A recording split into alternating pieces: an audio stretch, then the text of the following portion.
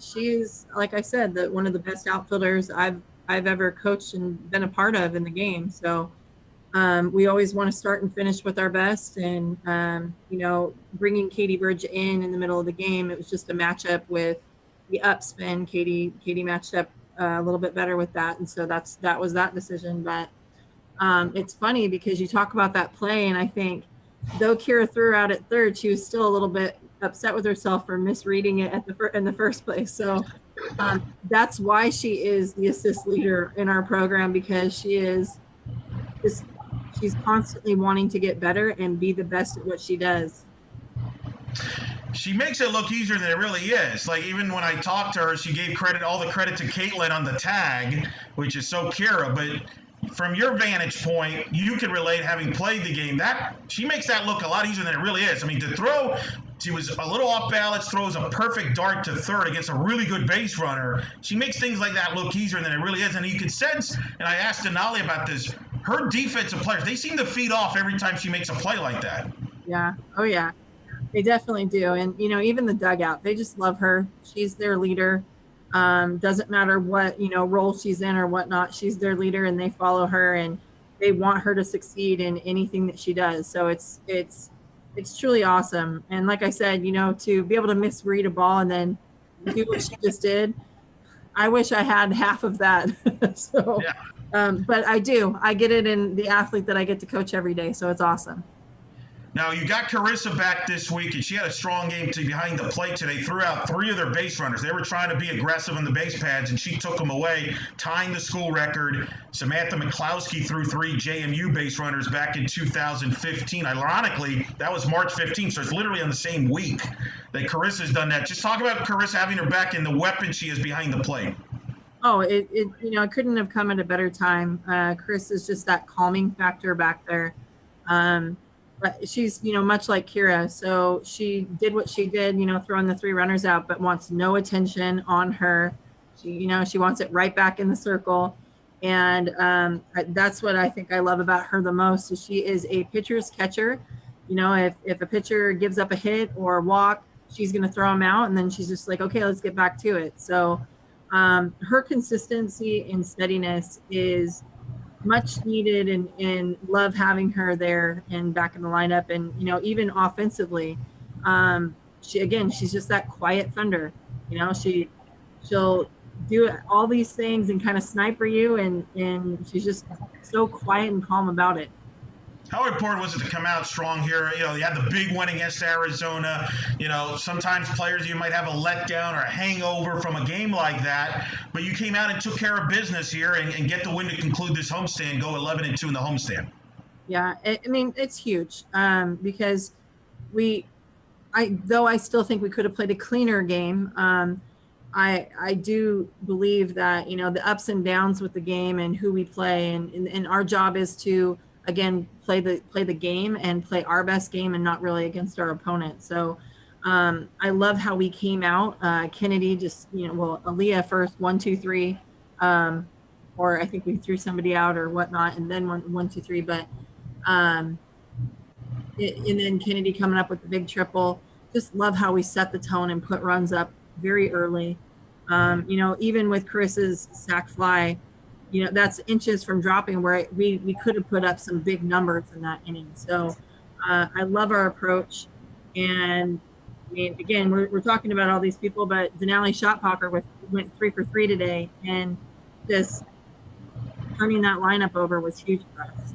And she had 3 steals. Part of that kind of base running we've talked about. You guys are approaching almost 30 steals for the season. We focus so much on the power numbers and things, but your team is 30 steals. You're on a good pace right there, and she's a big part of that. She's a huge weapon in the base pass because of her instincts. She's one of those base runners that can really read off things in certain situations and maybe take an extra base that a lot of base runners can't. Yeah, I think in her first 2 times up, she was at third with no outs. So.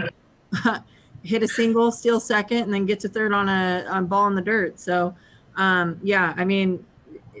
going to help us, and it takes the pressure off of, having to lay a bunt down or giving up outs. And, for our hitters, we work a lot on what type of at-bat we're going to have with a runner at third and less than 2 outs.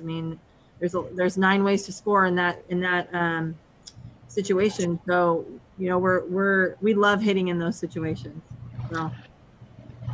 Georgia hits her 7th home run of the year. She already surpassed her mark from last year. As a team, you've already surpassed your mark from last year. You had 17 homers when the season came to an end last year. You're up to 21 now. Just talk about Georgia and the improvements you've seen from her from last year to this year at the plate, and overall your power game improvement. Yeah. Well, you know, I joked around with Georgia because I think she got to 6 so fast, like it was the first 8 games. And I just said, hey, are we going to sit at 6? Last year too. And so it's been this kind of running joke. And, but again, we can joke about that, but I think she had like 2 hits each game, and it just, you know, they're keeping the ball down. So kudos to Georgia for staying disciplined and, you know, just taking what they're giving her. They're going to walk her. You watched, you know, she got the intentional walk, even though I think they threw a strike with the intentional walk, but they're going to walk her, and she's just got to do a really good job of staying disciplined, but being aggressive when they are throwing to her. And, you know, the girls around her are doing a good job of protecting her. So I like what she's doing there. And, you know, with our lineup as well, if they're going to continue to walk her, then Kennedy and Jada and Jazz and Carissa have, you know, they've got to back her up, and they've been doing it. So it's hard. Pick your poison, I guess. Is that something you bring up either to Georgia or like the other hitters? Hey, they're going to walk her. You got to make them pay, because you're right. They walked her to load the bases, and it probably won't be the last time you're going to see that. We've seen that often already this year. Is that something you bring up to the other hitters to be prepared in that situation? Oh, absolutely. You know, and I mean, there may be times even where we bring in a pinch hitter that matches up so that they have to second guess or second, you know, get that second thought in their head of, should we really walk her if we want to get to this next hitter? So I think we have the tools to protect her and to continue to force them to pitch to her, which is a great thing. And, you know, they had to come right at Jada, and I think she just missed getting that ball through the infield. So, you know, put her in that situation again, and she's going to get a hit. Aaliyah gets another strong outing for you, gets the win there, and really somebody that can kind of, no matter what the situation is, can kind of be in control there for you, right? Get to some early shit, put some zeros on the board, and get you a win there. Yeah, I mean, that team, I mean, they put the ball in play, and I've seen them score runs against some, I mean, strong teams, play very close games against some top 25 team even. So Aaliyah kept them off balance. I mean, they were all singles except for that last play. We just like to make it look interesting, I guess. But you know, that shows how well she's mixing her pitches, and we're really working on just giving her a different look. And so love how she's battling through that transition that we are doing and giving. And I'm excited to see what the results are at the end of the season with you know, what she's developing and transitioning into. Now you go on the road for about a week. You're going to go to Boca against FAU, bust there. Then you got UNF, and then a big one with South Carolina, obviously. But starting with FAU here, what's the approach now? You go on the road after a successful homestand, 11-2. Now you're going to be on the road here for a week. Yeah, I mean, in making the schedule, I didn't really think that far ahead, I guess. But we were just trying to get games. It's I'm not gonna lie, it's gonna be a tough one. You know, we're driving on a bus for 3 hours, and then we have to play that same day, and then wake up the next day and play a doubleheader and come back home and, you know, do it all again on Wednesday. So I think it's good though, because it's adversity that we need to face, and it's kind of been that thing for the season, and I think it's going to give us a good change of environment as well for the team, so that we don't stay stagnant. And you know, we typically bond on the road, so you know, I'm excited for that. But I think it's just, you know, playing one game at a time, and like I said, we really need to continue to get better at playing our game regardless of who we're playing, and not letting up. You know, I think we scored in 5 of the 7 innings, or 4 of the 7 innings, 4 of the 6 innings that we hit in. And so I want to continue to keep doing those things and keep putting pressure on the the opposing team and keeping the game in motion. So if we're doing that and taking care of the ball, I'm a happy coach.